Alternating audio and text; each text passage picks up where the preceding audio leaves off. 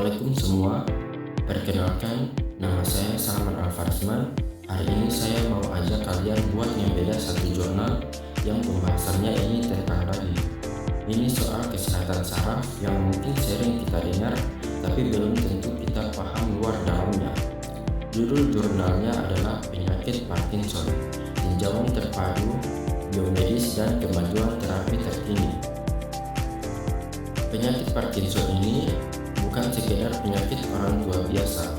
Ini adalah gangguan saraf progresif yang pelan-pelan menyerang kemampuan gerak seseorang. Peneliti di jurnal ini menjelaskan kalau Parkinson itu isu kesehatan global yang serius banget karena menyerang sekitar 1% populasi dunia di atas usia 60 tahun. Bayangin, angka ini diprediksi bakal terus naik seiring bertambahnya populasi lansia di dunia. Nah, peneliti ini melakukan investigasi mendalam ke dalam otak manusia. Ternyata biang keroknya adalah matinya sel-sel saraf atau neuron yang tugasnya menghasilkan dopamin di bagian otak yang namanya substantia nigra.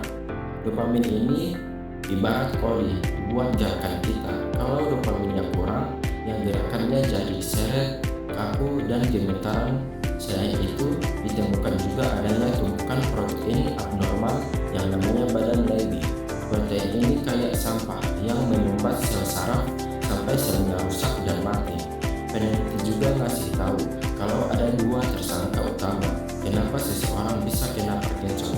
Yang pertama, faktor genetik, yaitu ada mutasi pada gen-gen tertentu kayak LRK2, DJ1, dan IN1. Yang kedua, faktor lingkungan.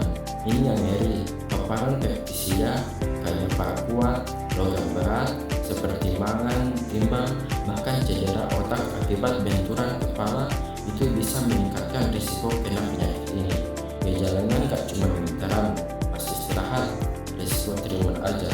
Ada juga bradykinesia, yaitu gerakan jadi lambat banget, sampai wajah kelihatan kayak pakai topeng karena otak mukanya kaku.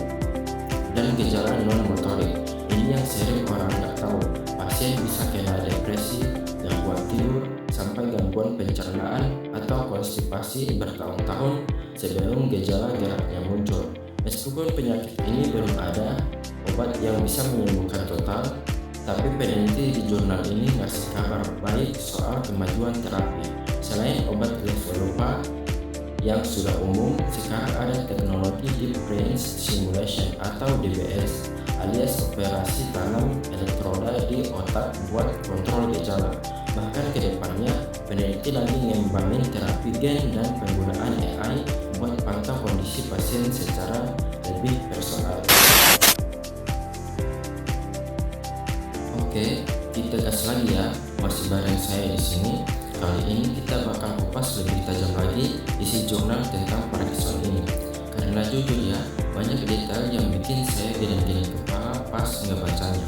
Nah, kalau tadi kita bahas garis besarnya, di dalam jurnal ini peneliti ngejelasin kenapa sih sel dopamin itu bisa sampai tewas. Ternyata ada 3 tersangka tambahan di level seluler. Yang pertama, disfungsi mitokondria. Kalian ingat kan, mitokondria itu pabrik energi sel. Nah, si pasien Parkinson, pabrik energinya ini rusak. Akibatnya sel nggak punya tenaga dan akhirnya mati. Yang kedua, stres oksidatif. Ini kayak karatan di dalam sel. Ada radikal bebas yang menyerang sel-sel saraf kita sampai hancur. Dan yang ketiga, neuroinflamasi kronis. Ternyata otak pasien Parkinson itu kayak lagi ada kebakaran atau peradangan terus-menerus. Sel imun di otak yang harusnya jagain malah jadi agresif dan merusak sel sehat. Ngeri banget kan? Di jurnal ini juga dibahas lebih spesifik soal lingkungan. Ternyata bukan cuma pestisida saja, tapi paparan logam berat kayak mangan dan timbang dalam jangka panjang itu bahaya banget buat saraf.